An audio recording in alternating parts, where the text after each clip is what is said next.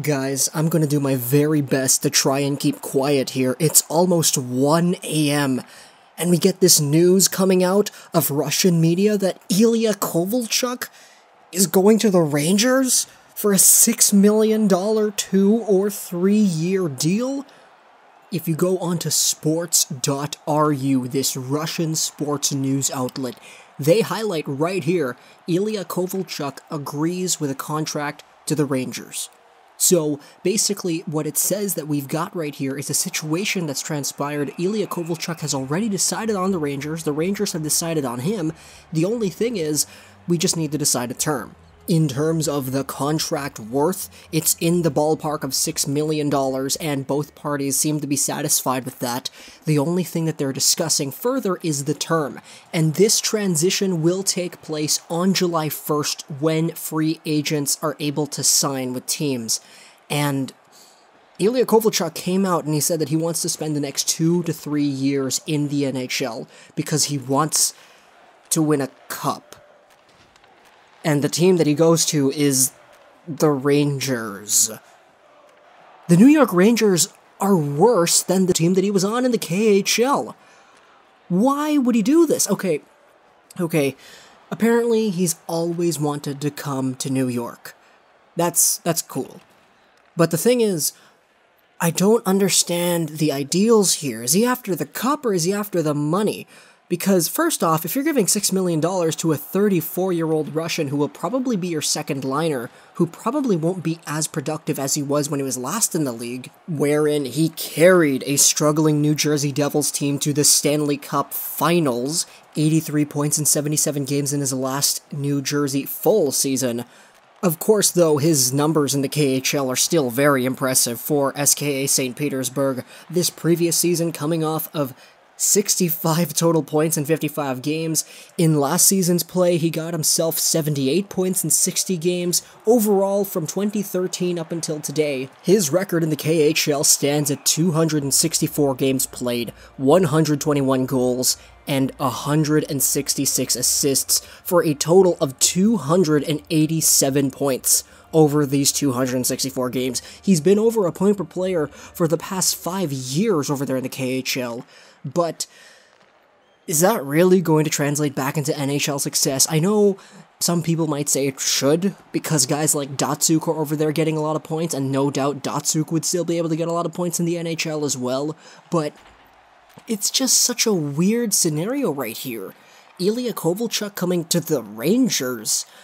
That was a quick rebuild, first off, on the Rangers' behalf, as Kovalchuk could immediately slot into their lineup.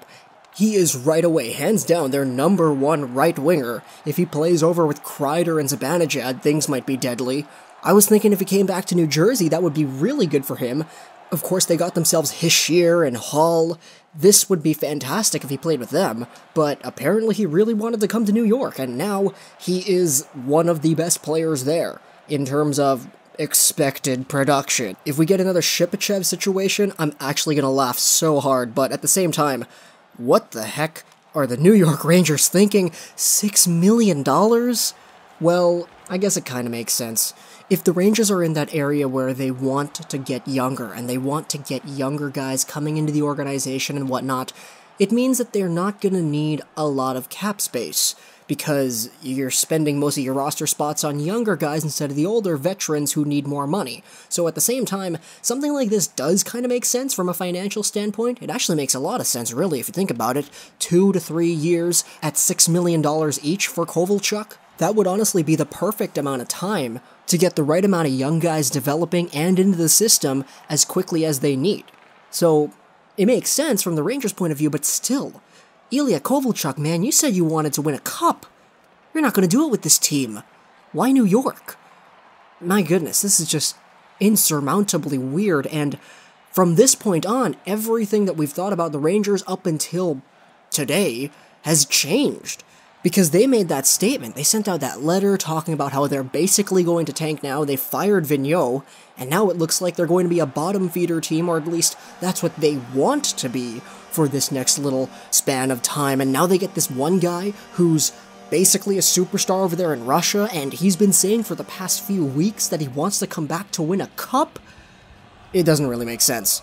To me, at least. And overall, who knows what's going to happen now? Every time the Rangers and the Devils play in New Jersey, things are going to get heated, I'm pretty sure. But ILYA KOVALCHUK's coming back to the NHL. This is weird. If I'm going to be honest, I don't know what his production's going to be like. I have no idea. Because in the Olympics and everything, we can see Kovalchuk playing. He's still fast. He's still got such a strong hustle to his game. And, of course, he's a big body with a lot of weight on his shoulders. He's such a versatile player for his weight.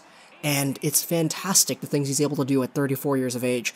The athleticism within this body is so great. It's inexorable to the greatest extent. And I, for one, I'm personally really excited to see this back in an NHL arena. Because Kovalchuk, regardless of if you liked him or not because of his antics over there in New Jersey after that fantastic playoff run where he carried them to the finals, you can't say that he was a bad player. And overall, getting more good players in the league is something that I think is pretty good. I don't know about you guys, but I like having good players in the league. And sure, Kovalchuk, he kinda does have that vendetta from the New Jersey fan base, but at the same time, there are many other worse things that he could have done. And honestly, this was pretty bad, but at the same time, it's not criminally offensive kinda bad. So yeah, that's basically it. I guess that whole thing that we gotta look forward to now is just Kovalchuk playing with his new line mates. And honestly, I don't know what this accomplishes for the Rangers, because if Kovalchuk comes over here, he gets himself 20, 25, 30 goals, and what this basically does is give the Rangers probably a few more wins. I doubt that there won't be any scenarios next season wherein Kovalchuk was the deciding factor of the New York Rangers winning games. And going forward, if the Rangers want to be one of those teams where like, yeah, we're rebuilding, which is basically what they said in that letter, and through this act of firing Vigneault indicating a new start for the franchise, Kovalchuk's gonna knock these guys a few tiers down in the draft rankings, to be honest. Look at their prospect pool nowadays. Brett Howden, okay, he's fine. Libor Hajek, Sean Day, who, I don't know if he's doing that well anymore. Then you got some goaltenders and everything, some younger guys over there in the AHL, like Chitil and Elias Anderson, but I'm not really too sure. Do the Rangers really want any more really good draft picks? I think they do, considering their actions this trade deadline and during the season. It's just that Kovalchuk is going to be one of those players who helps them get better. Not on terms of the draft rankings, but on the ice. So Kovalchuk, despite having a really good timeline on his contract, his play and the success that he will bring to New York, it literally pushes them away from the goals that they wanted to accomplish, which was getting better draft picks, getting younger guys. And I don't really know how to feel about that. The Rangers, okay guys, I guess you got yourself a really good star player, but you had that before in Rick Nash. So, yeah. I mean, at least you got Nemestikov as well, right? He can be on Kovalchuk's line, and they can be best buddies because they can speak in their own native language on the ice, and nobody on the other team will know what they're doing. But at the same time, I don't know. I have no idea. I'm sure if Kovalchuk was out there getting fed by Nemestikov every single night, and Nemestikov was out there getting fed by Kovalchuk every single night, these two guys are going to put up points. And at the same time, I don't know if that's really the right direction that the Rangers need to go in, nor is it the one that I don't know if they want to go in. So there's so many conflicting thoughts on this, but I'm just kind of shocked, man. I'm kind of pissed off too. The news came out so late, but at the same time, it's understandable because it is kind of like noon right now in Russia. It's now 1 a.m. as I'm recording this audio commentary, and I really need to get back into bed to go to sleep because I got school. I have to wake up at 7 a.m. So yeah, 6 hours of sleep for me. Way to go. Actually, more like 5 because I'm going to have to get the gameplay and upload this.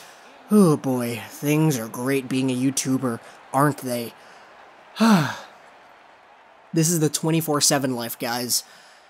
Always trying to bring you news. Hope you guys enjoyed this video. Plus, things, gaming, and bye.